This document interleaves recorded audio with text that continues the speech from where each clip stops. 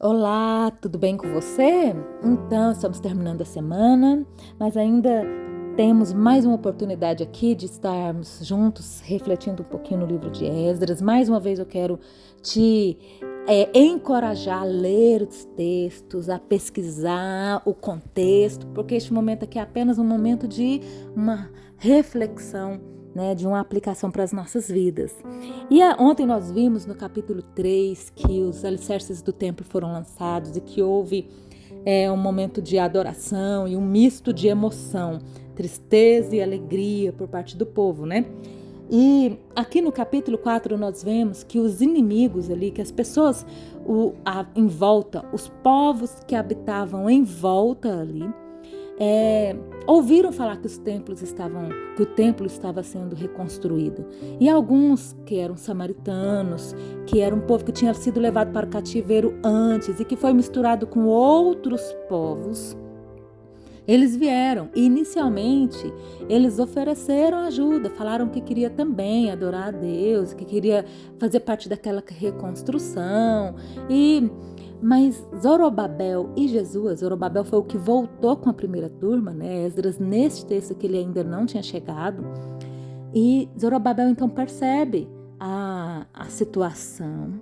Ele sabe muito bem que os judeus tinham sido levados cativos para a Babilônia por causa da idolatria, porque fez aliança com outros povos. E juntamente com essas alianças vieram, né, muitas adorações a deuses e a deuses falsos, né? E veio a idolatria.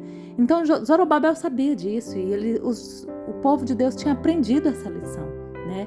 Então aqui diante dessa oferta, mesmo estando numa situação vulnerável, a cidade estava destruída ali, não tinha muro ainda, eles poderiam ser atacados pelos inimigos, pelos povos em volta, mas mesmo assim Zorobabel diz não. Ele recusa a oferta de ajuda daquele povo. E no momento que ele recusa, eles mostram a verdadeira face. Eles começam a perseguir ao ponto de o texto dizer que eles alugam conselheiros para desanimá-los, né? Dia a dia aquele povo desanimando e perseguindo e falando, né, palavras que desanimavam o povo. Então pensa, né, o contexto para aqueles líderes, como foi difícil, né? E o que nós aprendemos com isso? Né? Nós aprendemos que mesmo quando nós estamos fazendo o trabalho do Senhor, aquilo que Ele nos chamou para fazer, mesmo fazendo o certo, nós teremos pessoas que se levantarão, sejam pessoas de fora, sejam pessoas às vezes até de dentro do nosso meio, que vão tentar nos desanimar, tentar nos fazer parar, que vão tentar nos desencorajar. E esses momentos são um teste de fé mesmo, um teste onde nós devemos fazer, né, às vezes, ouvir a voz de Deus, ouvir a orientação de Deus e, primeiro, né, nós devemos ser perspicazes, como Zorobabel fez.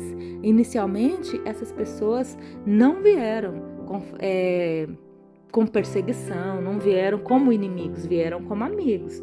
Então nós devemos tomar cuidado para não fazer alianças com pessoas que não possuem os mesmos princípios que nós e que nós sabemos, né, nós sempre sabemos quem não possui, quem não tem os mesmos princípios que nós. E nós não devemos fazer aliança com essas pessoas. E também não devemos temer dizer não. Não devemos temer resistir às pessoas que às vezes vêm contra nós, que se levantam contra nós. Por quê? Porque nós temos um Deus que é muito maior do que tudo e que todos. É a esse Deus que nós devemos temer e é Ele que deve, né, a Ele que nós devemos honra. Então, não devemos fazer alianças com quem não tem os mesmos princípios que nós. E não precisamos temer as pessoas, né? Aqui, Zorobabel, ele não temeu esses homens, ele percebeu a intenção deles, não temeu. E outra coisa é que nós precisamos ter esperança no futuro. né? Hoje estamos sendo perseguidos, mas se nós sabemos que estamos fazendo o certo, devemos acreditar que Deus está no controle e que Ele nos dará a vitória, como Ele sempre deu para o seu povo, e Ele é fiel e presente, né?